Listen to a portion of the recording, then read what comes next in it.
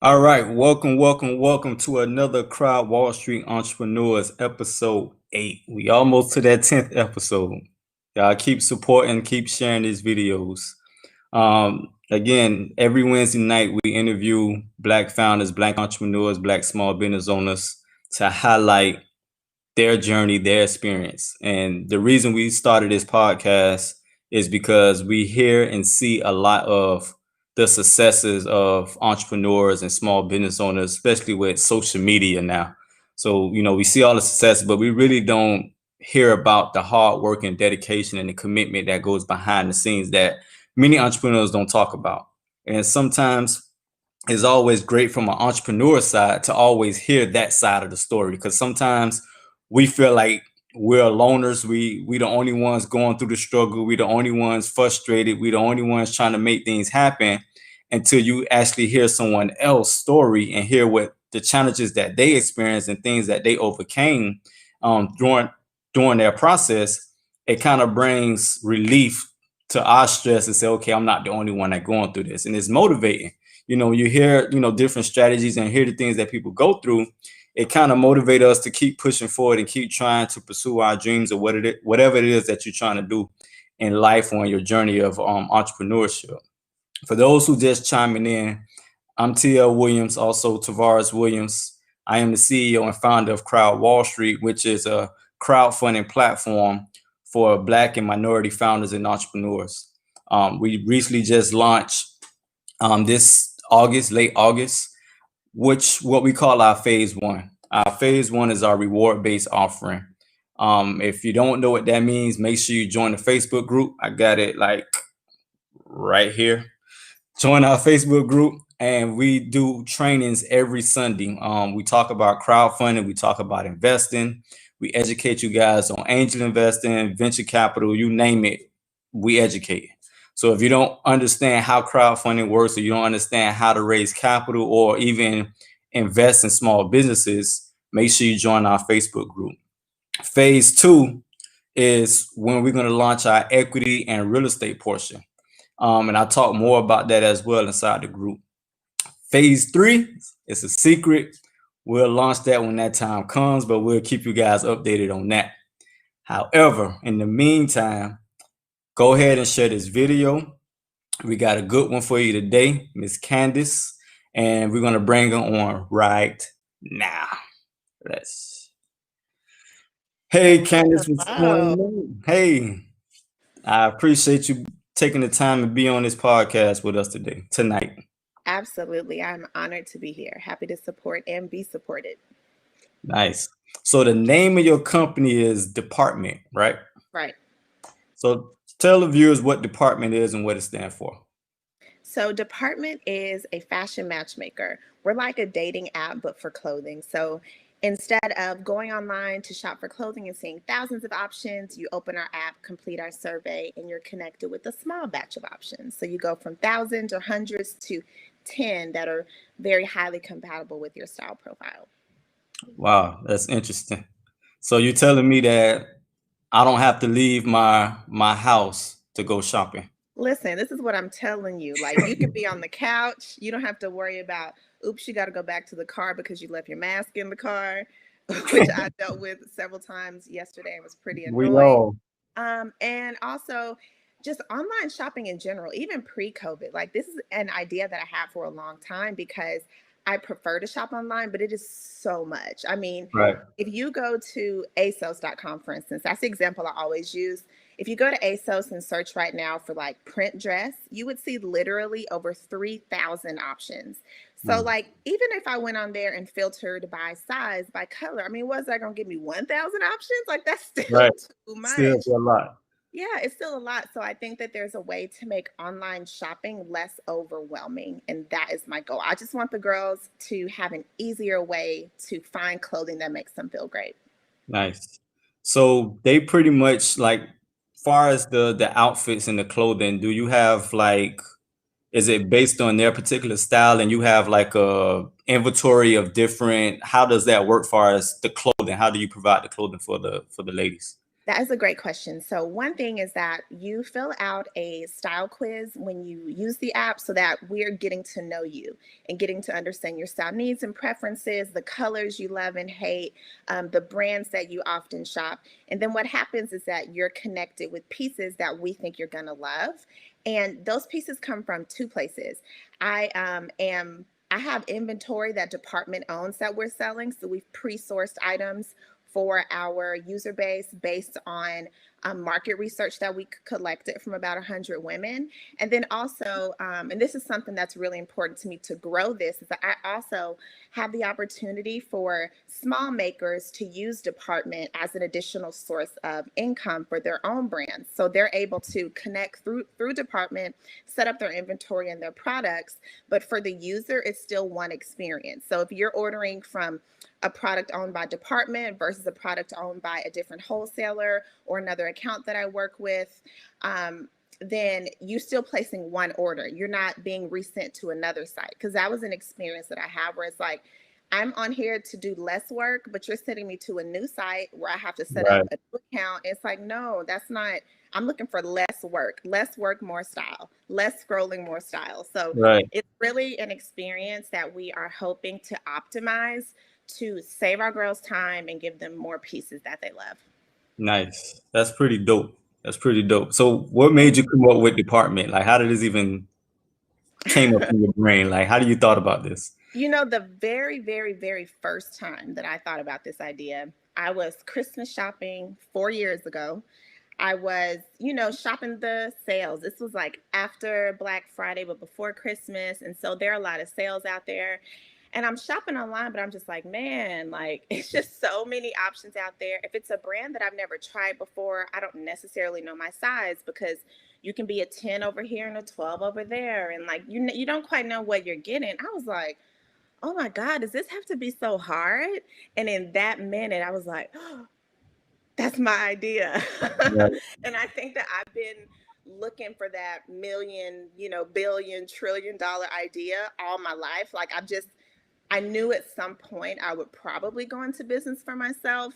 It wasn't a necessity, but I think that I realized after working in the corporate world for such a long time that the only way that I'm going to get the kind of wealth that I want is by having my own business. And when I was in those meetings with people who were owners of companies, like you realize that like they're not all geniuses. Mm-hmm. They're not the smartest people in the room a lot of the time. So a lot of those things that I used to find like very intimidating just disappeared for me.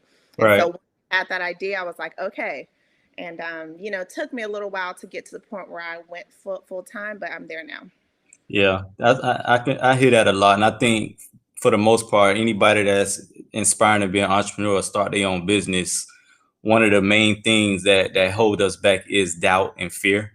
Because we may not have, the we may feel like we don't have the knowledge or the background of small businesses. But like you said, when you actually sit back and look at some of these successful people in the world today, a lot of them don't have the background or experience, but they had the motivation, they had the passion to get them to that next step to start pursuing their dreams and getting things done.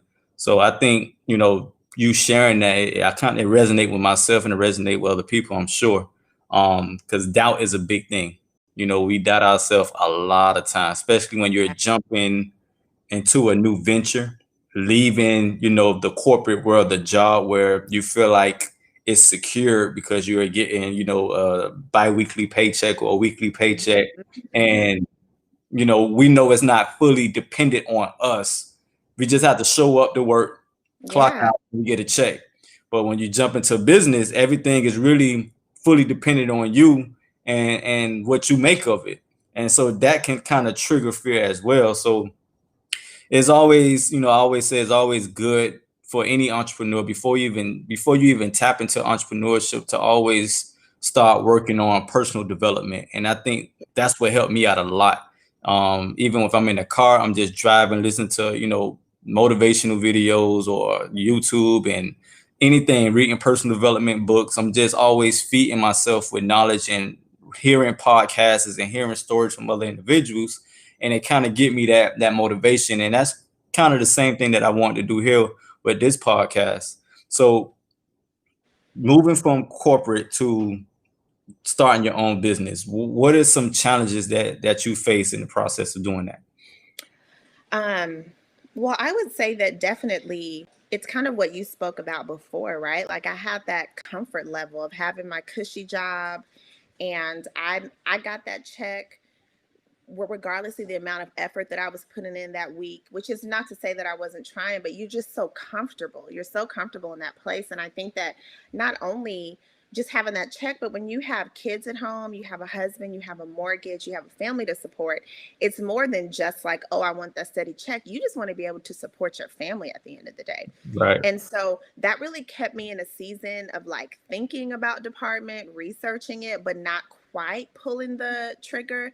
I had done a few things. I got connected with some people and started with the business plan and some stuff. But it was not until I got fired from my job, the end of March, where I was like, all right, this is it. Like at that point, and as much as I was applying and applying and applying for jobs, even at that time, if I'm being honest with myself, I knew in my spirit that it made absolutely no sense for me to work for anybody else. I was really getting to the point at my previous role where I was getting so bored. I was like falling asleep. I had to drink so much coffee at my desk. And it wasn't because I didn't have anything to do. It was because I had solved all the problems. Like I came in to a position where the company was growing and there was a lot to do and a lot to figure out. And we were getting into new systems. And I had got a system in place. And once I got that system in place, I was so bored, Tavares. I cannot tell you, like, I would be like, let me just walk to my car real quick because I'm not trying to fall asleep in this office. And listen, I worked 40 hours a week. I had 40 hours worth of work to do, but I was not present.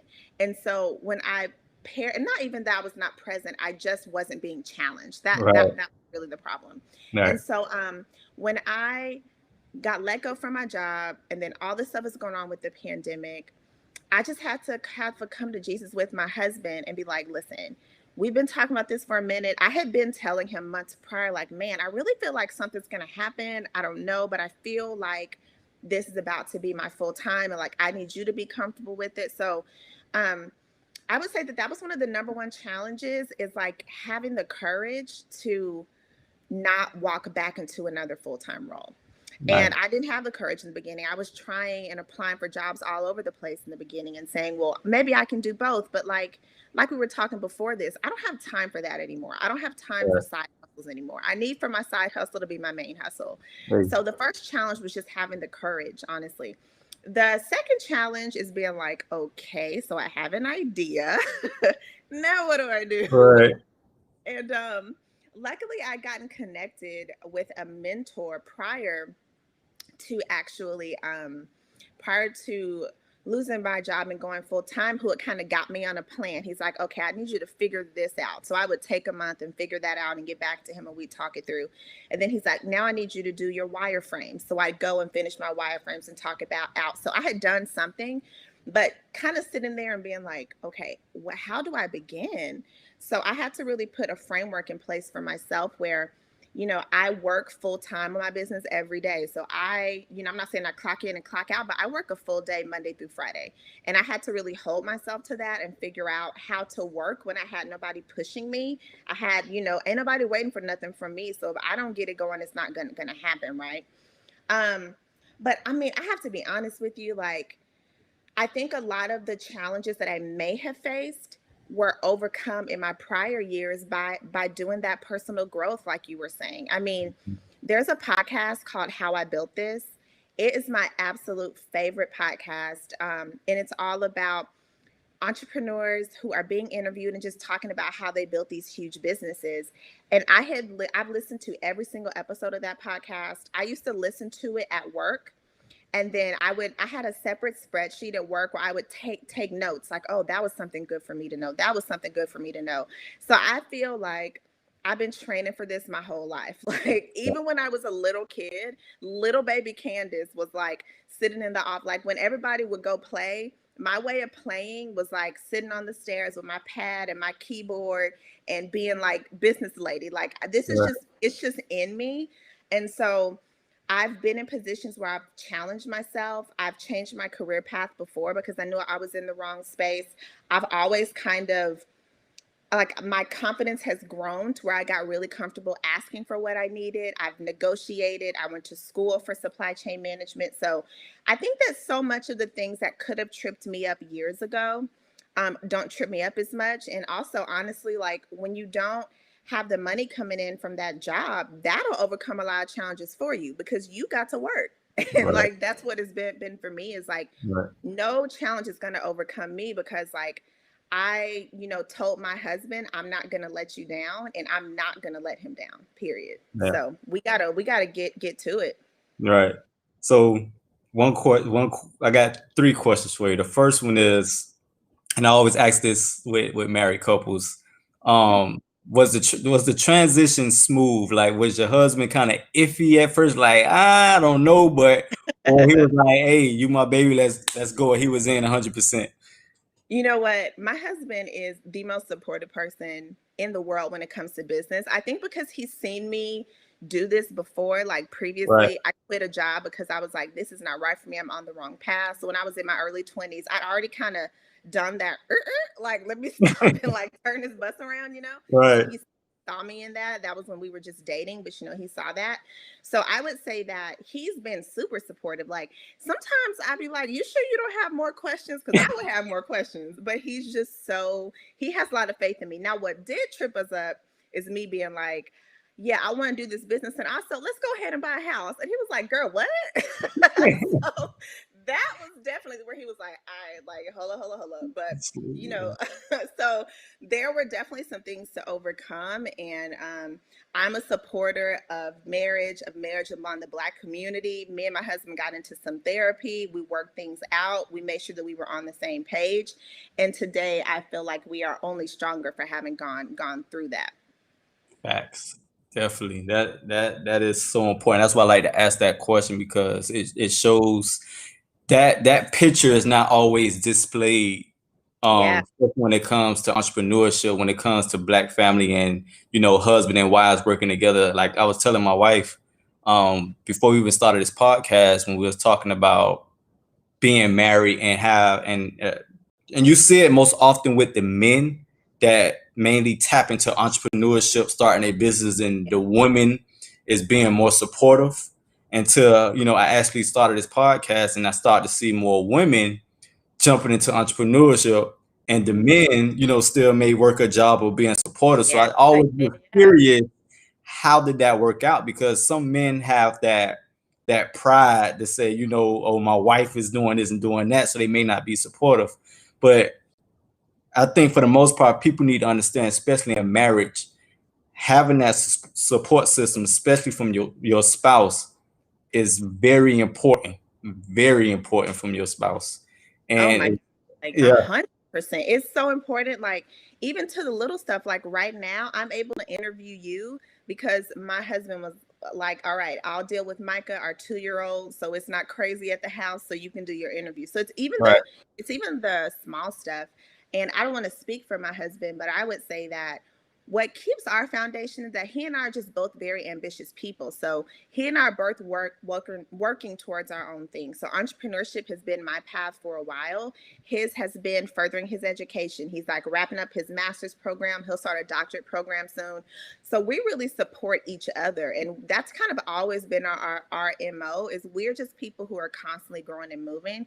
So I think that most likely because he and I are very suited, like we're very similar in that way, that we probably understand each other a bit more than you would if you right, had someone who's more cozy, who just kind of wanted to coast, which is, honorable. It is what it is, but it's just not me and him. And I'm not saying it's perfect. I'm not saying we right. don't Of butt course. heads, but is he my supporter? 1000%.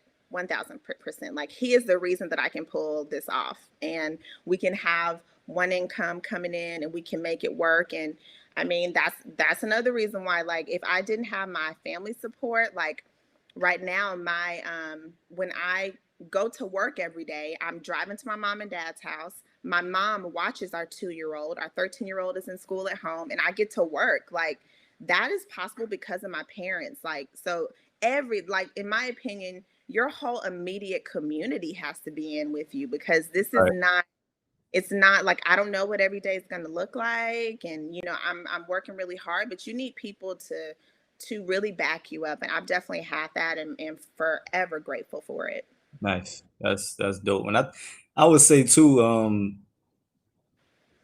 it's kind of good not to have a perfect relationship, Yeah. because you won't have room to grow. If everything, like for the, like you were saying with the job, if you did everything and there's nothing else to do, you end up getting bored. So it's Yeah. like, and that's Yeah. really what happened with me with my job. It's like I felt like I did everything, so it's like there was Yeah. nothing else to do until I was introduced to entrepreneurship. And I think that's what makes entrepreneurs entrepreneurs, because in reality, we're creators, we're innovators, we're thinkers. So it's like, if you put an entrepreneur in a box, it's like we grow, Doesn't like work. we'll go Yeah. crazy, because it's like we need to be out and exposed to innovate and do some things. So I'm glad you shared that. So far Definitely. as the department, you want to say something? Oh no, go Oh, go go ahead. so far as department, where is it at now? Like, is it up? Did it launch already? Is it still in the process? Are you raising? I've seen you. I think you partner with or part of Y Combinator now, or something like that. So, yeah, so where Departmynt is today is we have launched our beta test of our MVP app. And for those that don't know, MVP is your minimally viable product. It's like the most basic version of the thing you're building that you can get into the market to start learning how well your product is solving your customer solution, and you pivot and grow. And so I have my app that is built. We're currently in the process of that beta test. So I have 75, 80 women signed up to beta test with me, and they're using the app, they're placing orders, they're conducting surveys, telling me what worked well, what didn't work well. They're doing interviews with me as well, so I can kind of get a little bit deeper into it. And so what'll happen from here is that I'm planning on raising my first round of funding through angel investors coming up, and really like now, like I have investor meetings this week. Nice. And then we're just going to kind of get the resources that we need to get an app that we put out into the market. And I would say, with that said, that something so important is, like, entrepreneurs have to know that you don't need to put something perfect into the market. It doesn't have to be perfect. And if you look at, what a lot of the products that we think are some of the most well-renowned, well-designed products today and services today, if you look at their version one, they don't look how they look today. They Right. rough, all right? Like, the first version, I like to say the first version of my app, she's a little rough, she's a little dirty, but she gets the job done, okay? Right. And the job is not just selling clothing, it's getting to know my users. That's why I put this out here. It wasn't just to make money. It was, I need to make sure that I'm building something that people want. I need to make sure that I'm meeting their needs, that I'm addressing problems appropriately, and have a solution that really does what I intend for it to do. And so I got it out for that reason. And then you mentioned Y Combinator. I participate in their startup school, which is something that any entrepreneur can join today. And it kind of keeps you on a weekly update of how you're doing. There's curriculum involved. You get to meet with other entrepreneurs once a week. And it was a way for me to start holding myself accountable and, like, figuring out what to do. And I mean, as a solo founder, especially when you talk, or when you're a solo founder and you don't have anybody to bounce ideas off of yet, you need to talk to somebody, because all your ideas are not the best ideas. Like, you need thought partners, you need people to help you vet things out. And so I have signed up for every conference I could attend, every group. I'm in every Slack I could be in.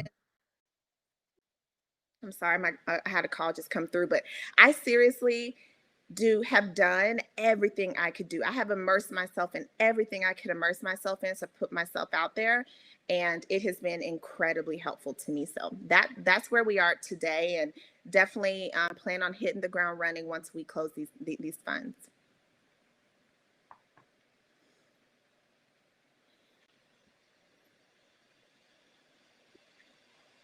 Are are you still there? I didn't lose you, did I? Nice. Yeah, I remember when we had our first conversation. So it's good to hear the growth from the time. I think what has been like, yeah. Can you You're breaking up a little bit. I don't know if it's me or you. can you hear me? Yeah, I hear you. I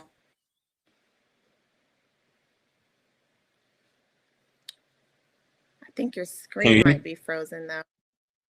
I hear you, but it looks like your screen is frozen, but maybe you're just not moving. I don't know. now? Yeah, Okay.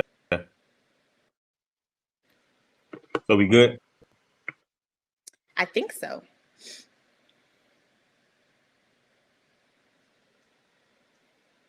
I'm moving. I'm I'm moving. Can you see me move?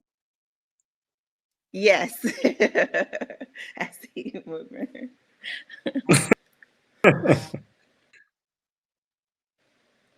But you can hear me though. You can still talk if you can hear me. I can hear you. I think there might be a little bit of a lag or something. I don't know, but I can All I can right. hear you. So now I was just saying I remember when we first had our conversation on the phone, and we was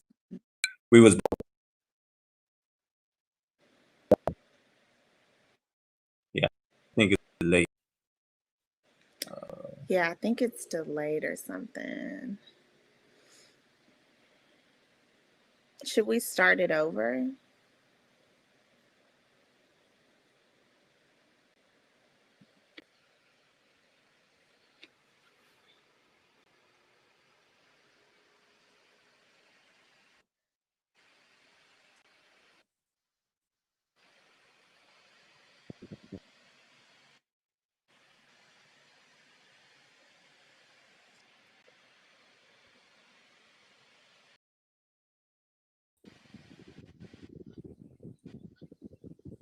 Can you hear me? Yeah, that looks We like good? it's normal. Yeah. All right. So we still good. You see me moving and everything? Still good. This is perfect.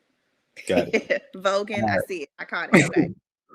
So yeah, so basically what I was saying, I remember us having our first when we first had our conversation, we met on LinkedIn. So it's basically it's good to hear, from that point of our first conversation to now, the growth and everything that you into now. And one of the things you mentioned was a beta group. And I don't think people understand how important it is to have a beta group to test that product market fit, to make sure you haven't, I don't think people really consider that. And I think that's important. Another thing that you mentioned, which is valuable, is having that accountability. Yeah. Um, Yeah. for the most part, we can, even though we're responsible for our actions and what we do, but I also still is important to have some form of accountability partner or accountability group, somebody to hold you accountable. Because I know for me personally, if I hold myself accountable, I'm gonna have some cheat days. I'm gonna have some days in the slack, and I'm gonna justify it because it's me. I'm holding myself accountable, right? So just me being accountable to myself is not gonna work. I'm gonna need somebody to keep me accountable. I know my wife is a big help when it comes to accountability. Make sure I'm getting things done and remind me of things, because as you know, you can get busy to the point where you forget things. And like we Yep. discussed before we got on this live, you end up losing sleep. And when you don't have sleep, your mind don't start thinking properly. And it can get crazy. Seriously.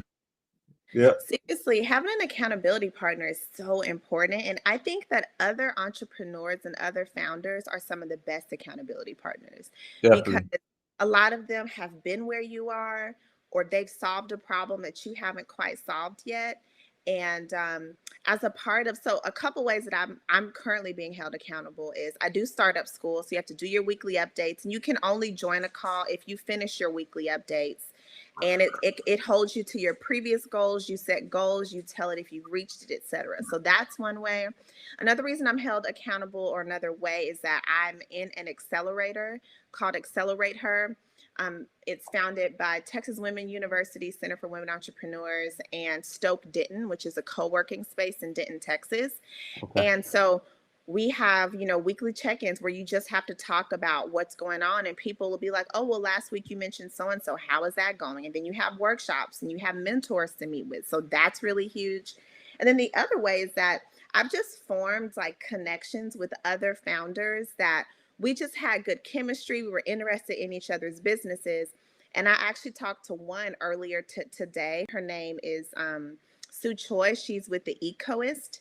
Mhm. And she and I, ended our call by saying, okay, so you're going to work on the Pinterest thing and you're going to work on the Instagram thing. Let's check in 2 weeks to see where we are. And like, that's just nice. Like, now that I know that somebody's going to hold me to it, I'll do it, because one big thing for me is I always talk about doing the thing that you're avoiding. That's big Right. for me. And I have learned this in my previous days, that very often when there was something that I hadn't finished, it wasn't because I didn't have time, it's because I was avoiding it. And I would take on new projects, finish that project, and this old project still hanging out. It's Yeah. most likely because there's something about that project that I don't want to do. So you have to know that about yourself and be real with yourself and be able to call that out. So when she was like, okay, I want you to work on your Instagram and then we're going to talk about tweaks, I was like, dang, because now I know I'm really going to do it, right? Because I hate letting people down. Like, I hate not meeting my goals.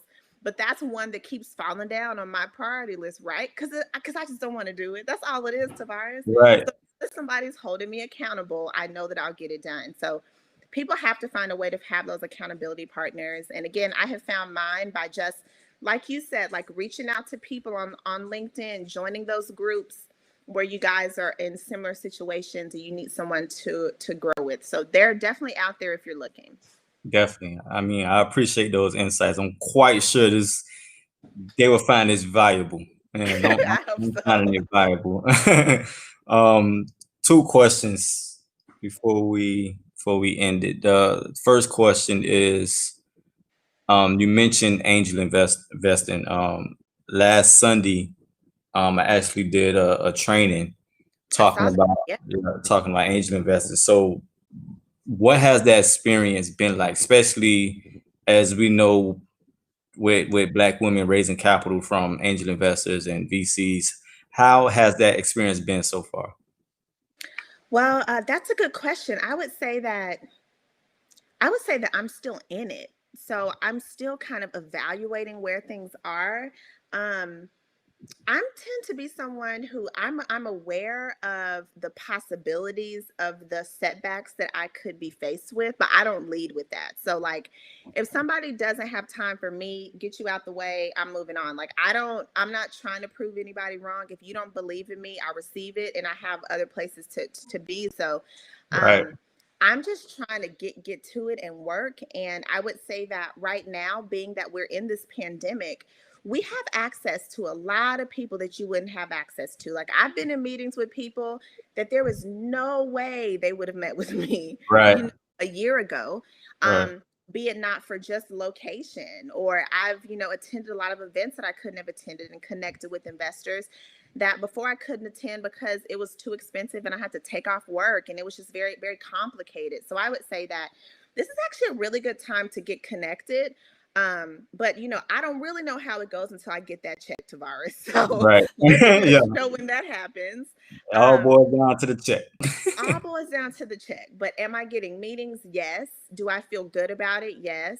But I think that a lot of what's happening in the economy, in our global culture, is really lending itself to that. Because had we not gone through some of the losses of our people this year, and were they not videotaped, and were people not bored at home so that they could finally get connected to something that's been happening all this time, like Right. had all those things not happen, I don't think that I would be where I am today, if I'm Right. being honest.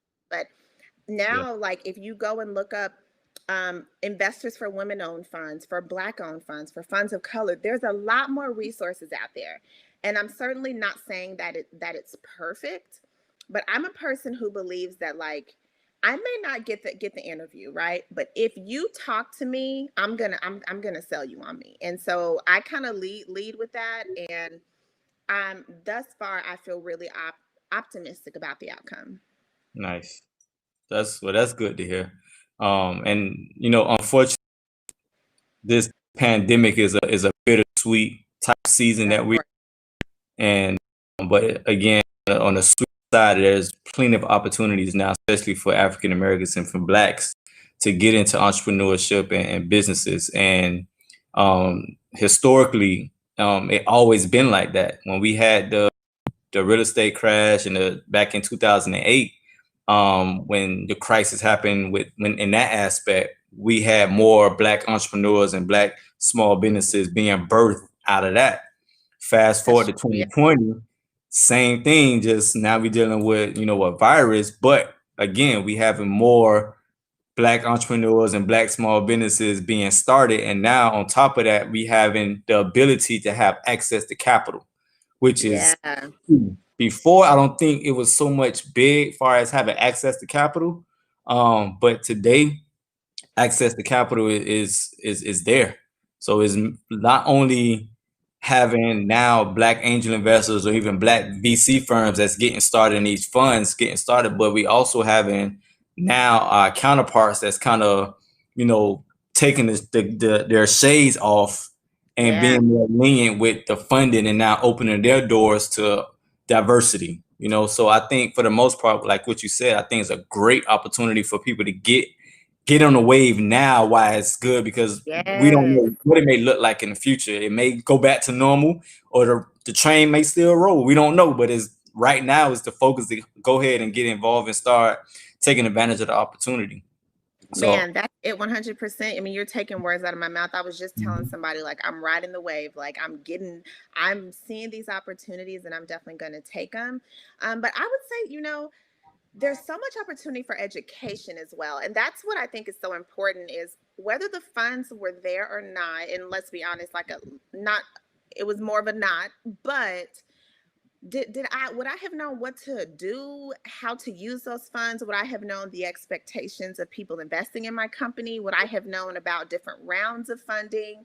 Would I have known about the goals of different investment types and what it means to take on institutional capital? No, like, I've had to do a lot of learning and a lot of growing. I've read a lot of books and listened to a lot of podcasts just to figure this out.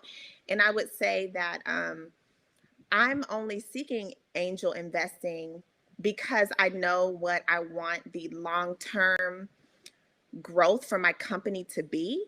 And I think that people, when they're thinking about getting investing, it's not just to get money for your business, it's to get money for an exit or for an IPO. And you have to know how to get there and you have to be comfortable. I mean, I think that people think or could be confused about the intentions of the funds if they don't right, educate themselves, and confused about the expectations. So while I might be a CEO and might be a founder, I'm still going to have to answer to my investors one day.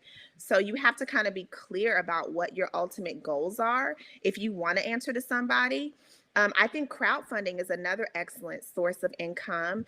And it's really good if you're someone who's growing a business and maybe you're growing your business, but you want to be 100% owner of your business, which is a perfectly viable option, right? You just have to know what you want. Like, what do you want for your business?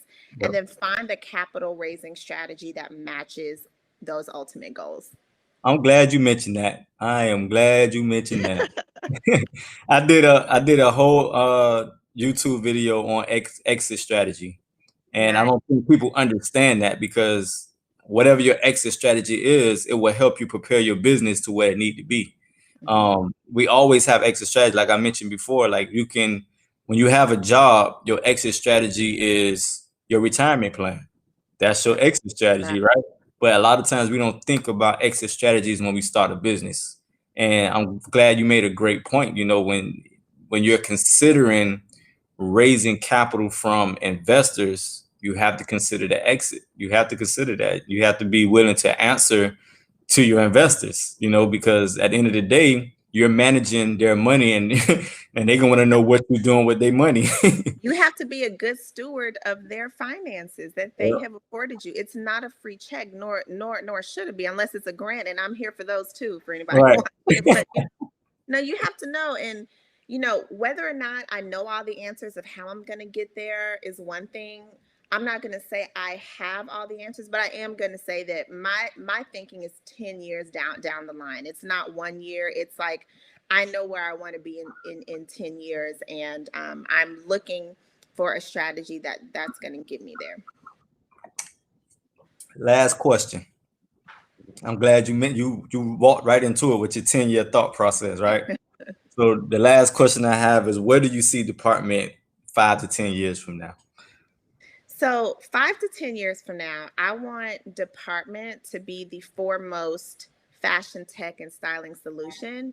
I want for us to have an insurmountable number of users that we are efficiently servicing. I want us to be at all the great KPIs, and I'm going to throw that out there too because I want all the entrepreneurs to learn about that. So I know what I'm I'm shooting for very aggressive customer acquisition ratios, profit margins, uh,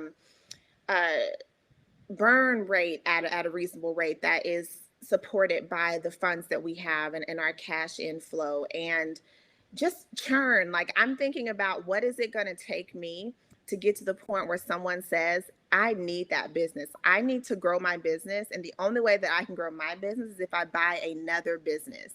And Correct. so my Uh-oh. to get to that exit, I want to be purchased, and I want to take my big, beautiful check and go kick it for about a year. Like, that's my goal. And that is my goal for the very reason that I said earlier. When I used to think about Departmynt, I would say, "Oh, this is going to be the family business. This is going to be the thing that I do for the rest of my life." And then I think about my other job. So once I solved all the problems, what happened? I was just like, so what are we gonna do here? Like, I was so bored. So what I anticipated knowing myself is that once I get to that big place, once I'm like doing a bit, once I'm a unicorn, I'm gonna be bored and I'm gonna be ready to do something different. So Man, I think, I'm gonna take my hey, check and keep it pushing. hey, I don't think people, and that's you just mentioned part of phase 3 of our platform.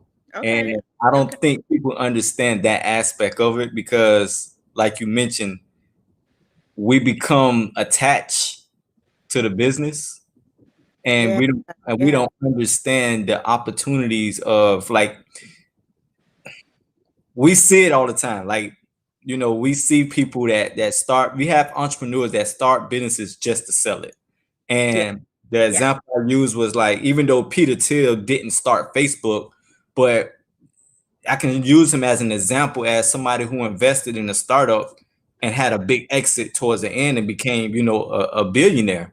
Yeah. And people don't realize that's another way of creating wealth is, like you said, you creating a business. I'm quite sure you love and you're going to do your best to make it Yeah. prosper. But at some point, your exit strategy is to go IPO or be acquired. But that payout will put you in a position to invest in other assets to create wealth, passive income, Exactly. freedom, and things of that nature. So I'm glad you mentioned that, and it didn't come from my mouth. No, that is the goal. Like, what better steward of my finances than I could be than when I get to the point where I have enough money to invest in other people that I believe in. I don't have the money to invest in somebody right now. I got Right, enough money to keep this little thing going, keep my house in order. Like, that's not where I'm at, right? So, like, I can't be a resource myself when it comes to capital today. But when I get to that point, I want to be the next angel investor. I want to be the next VC. I want to get to that point, and I'm not at that point today. So right, that, I mean, that's the 15-year plan, right? Like, when right, can I actually start investing in other people? Right now, the greatest resource that I invest is my time, right? Like, I'm a person who's going to try to help out. Let me help you with that pitch presentation. Let me help you with that. It's because I don't have the funds to insert. So how can I help you in another way? But my future goal is to become an investor and to find those things that I care about, or to I want to have a scholarship fund. I want to give grants. I just want to give back to the community that is given to me. And the only way that I can see myself doing that without sacrificing my own financial position is, like, to get that big check one day. There is no other way that's going to happen for me. That's my story. I don't have some endowment that I'm going to get at any point. right. I'm going to have to build it myself. But guess who will have endowments? My kids, my Right. kids. So Right. like that's really what I'm working toward. It's so far out there, but you have to start somewhere. I mean, I Exactly. started this business, started working on it full time and got my first order a week ago.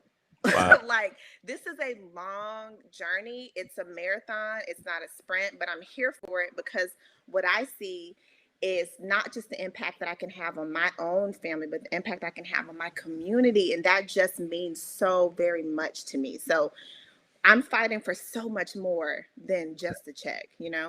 That's powerful. That is powerful. And I heard somebody say, wealth is not what you can obtain.